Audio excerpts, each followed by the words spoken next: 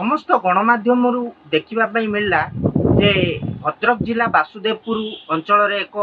12 वर्षीय नाबालक पुत्रर दुर्भाग्यजनक भाव में मृत्यु होती से बासुदेवपुर मेडिकल डॉक्टर दशरथ टुडू तीनोटी भूल इंजेक्शन देइथिबा जोगु तांकर मृत्यु होइतिबा परिवार लोक अभियोग कर घटना उत्तेजना प्रकाश पाई एवं मुझे घटना आज जातीय मानवाधिकार कमिशन को द्वारस्थ होती मानवर कमिशन को पाखे दाबी रखी जे घटना दोषी मान विरुद्ध रे कठोर कठोर कार्यानुष्ठान निया जाऊ एवं नाबालक परिवार को 50 लाख टंकार क्षतिपूरण दि जाऊ। यही मामलें सीडीएमओ भद्रक, जिलापाल भद्रक, एसपी भद्रक एवं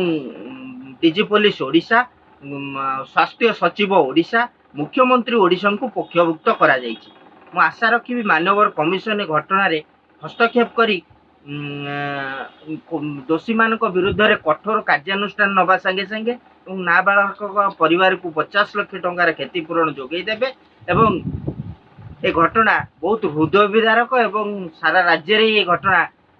तीव्र प्रतिक्रिया प्रकाश पाउची। मु आशा रखी मामलाटा को मानवर कमिशन यथाशीघ्र ग्रहण करी ए घटना रे पदक्षेप ग्रहण करिवे।